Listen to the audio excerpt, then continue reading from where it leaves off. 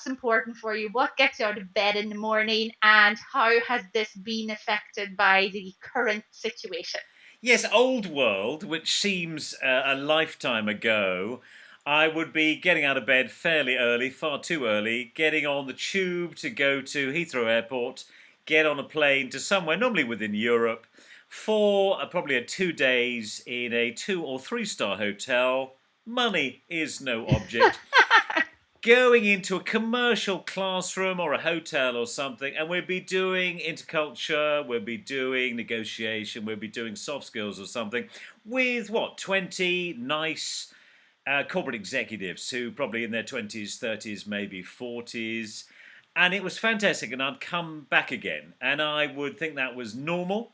And I'd have the scarcity when I didn't have enough flights or books, I'd get all sulky and say, oh, I haven't got enough business.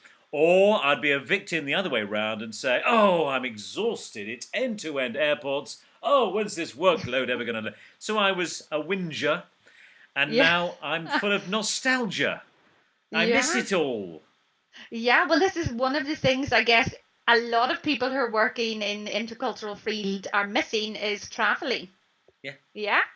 So, have you adjusted well? Would you say you've adjusted well to life at home? I tell you what, I've been helped by a little cabal here, but let me just sort of finish on that as well.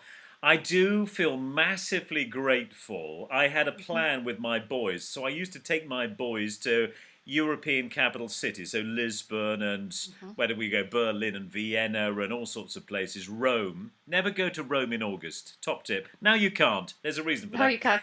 Yeah. Far too hot. You have to go from fountain to fountain and hope you don't faint in between. So I'm now relying on my memory and sharing stories with my children of that. So we're into complete nostalgia. No, but we've got my lad who's been here.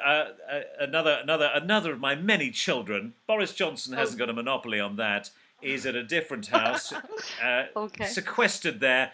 But we found a sort of he's 22. We found a little dynamic from the past, so Mhm. that's keeping us fairly busy. So how would you describe the situation now, and where exactly are you? Maybe you could tell us where Okay, so I, exactly I you're turn into situated a and how you are. reporter from the front Yes, line in absolutely. southwest London. I mentioned southwest London.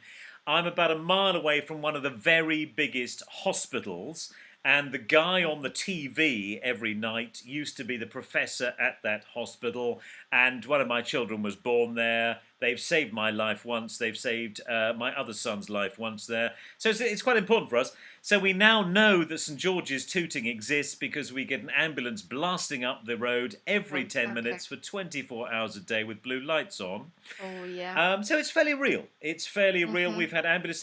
Today there was an ambulance in the street here. So that is very real.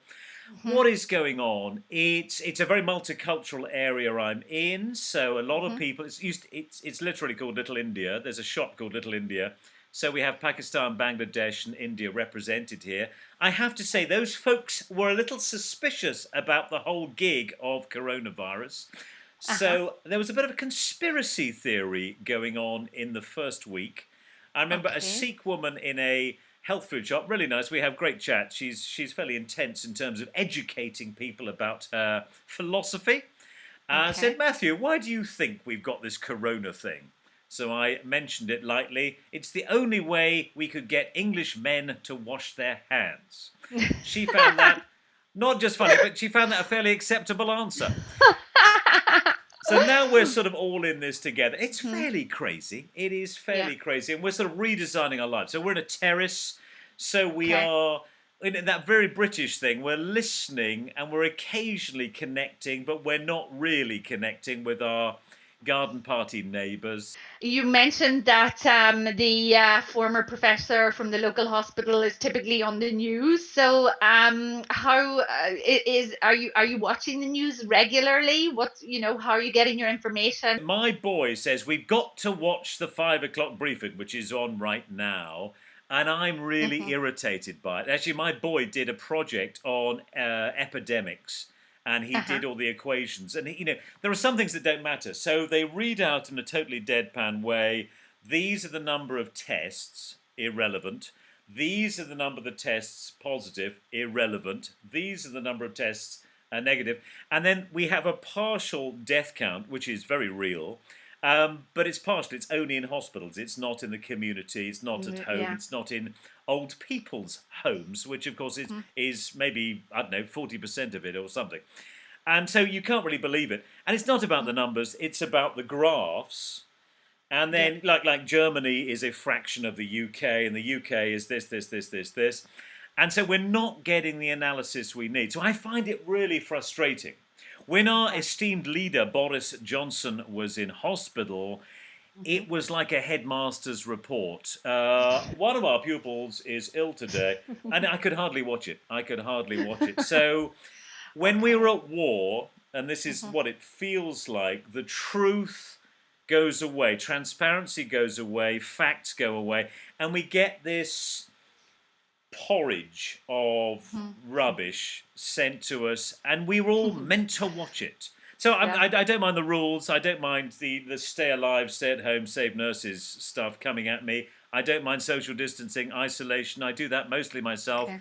I am a hoarder. I'm a middle-aged man. I don't think I've ever had less than 20 toilet rolls in the house. I get nervous. But I get really annoyed with this nonsense that we get fed. Give us some facts. There aren't many. Give us those and we'll work it out from there, or shut up. So that is really annoying.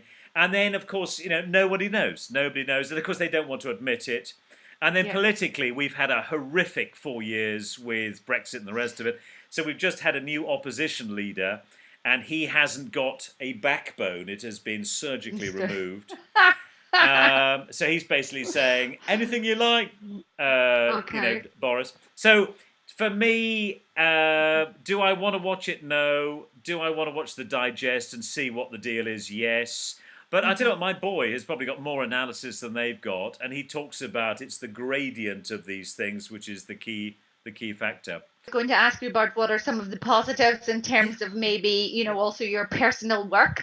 But surely one of the positives is that there's a lot less talk about Brexit than there was before COVID-19. We've finally knocked Brexit off the agenda, off the news, for which I'm eternally grateful. And there's an irony here. My mother has enough food because she'd hoarded for no deal Brexit, so she's okay. And being rude, the right wing who voted for Brexit have got exactly what they want. Well, a lack of foreigners coming into the UK. Well, there are no foreigners coming into the UK. So we've sort of got a bizarre piece going on. Yeah, so that's part of it. Yeah, and interestingly, we had a lot of talk about the border in Northern Ireland, and then this bizarre scenario about the border being closed to keep people from Northern Ireland out because the policies in Ireland and in Great Britain were totally different. So, I mean, it's, very, very interesting. So work-wise, how do you think then that, short-term scenario is very different. Do you think in the medium term your work will change? It's changing right now. It's changing right now. I think it's more a question of will it snap back? So all the foreign travel's gone, all the classroom stuff has gone, bang. That and has kept people very busy. I'm translating lots of my classroom work to virtual and doing that. Yeah. And that's been great fun. So we had, this is my third webinar today. We're doing lots of stuff. So the idea is, commercially, for anybody, an independent interculturalist, it's losing stream A of income this summer. How do you replace it with stream B of income this summer? How do you get a bit of recovery income if things go back to semi-normal, which they may or may not do, and then there's no excuse for not being tooled up for 2021. So I think that's one point. Okay. I've been incredibly busy filming, writing, broadcasting, coaching, and mentoring, and mediation was always offline. It was always online for me, never face-to-face anyway. So that's continued at a pace. So for me, it's Christmas. Had this discussion in the past, not us but others, that something like intercultural communication, Yeah, it's yeah, very interactive. It's something that you can only teach in a face-to-face setting, yeah, yeah. which is clearly not the case. So how do you see that? I mean, how do you see, what are the specific challenges of teaching that sort of interactive communication-based class online, virtually, and do you see any loss of quality? Yeah, I'd say it's a change in character, and I must tell you, just one of the things we talked about this before. So we've got a Polish entrepreneur, and we've been doing some stuff occasionally. I go out there and do something face to face in a classroom in Poland, or rather, a Radisson Blue hotel in Yeah. Poland, and he normally gives me the business suite. Business was good. All of that's closed down, and so he's done some weird and wonderful stuff, which is say customer focused stuff. So how do commercial Polish people have such difficulty with British customers, which they undoubtedly do? And that referred me back to something I did at the Chamber of Commerce for France 2 years ago tomorrow, which was why do the French have such difficulties in business with the UK? So we have to be rather careful with country stereotypes. But this application was completely so that it was a valid stereotype. When you have they are Polish, it triggers some fairly specific reactions. So there is this sort of block idea in terms of remote communication, which is quite valid.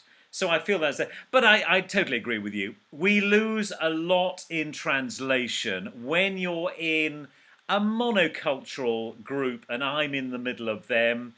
There is, over, say, a 2-day period, there is so much more richness and exchange and unofficial stuff and sidebars and personal chats that you really layer up the richness, and it's a totally different experience. So that all of that is missing. Okay. It's much more formal, and I think we've said before in other forum, but also you get this bizarre semi-anonymity and intimacy and focus with these channels. Right now, there is a real focus on the words and a Q&A format, and there are less distractions.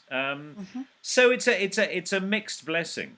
And I remember there was one class I used to teach, and it would be me on a telly, and then 50 students or 100 students in Fulda in Germany, and they'd be just, hello, Matthew. And they really treated it as if I was in the room. So so in terms of the lecture format, there really wasn't a lot of difference. I wanted to go back to this idea because when we're talking about intercultural communication, we're always at this group level of analysis.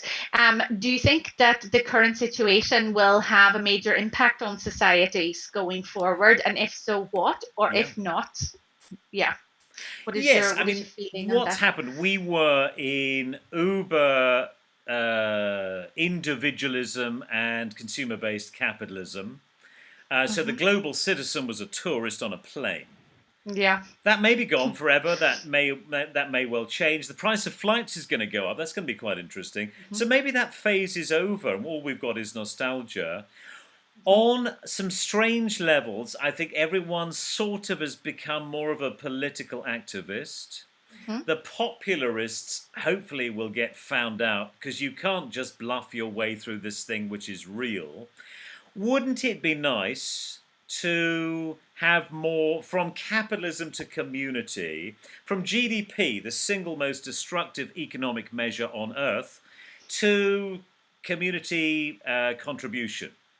So wouldn't it be interesting, we won't get here, but wouldn't it be interesting if we could move from something destructive and exhausting to something beneficial and utilitarian? So that would be the dream. But I think greed has been around for about 4 decades, and I think we're stuck with it.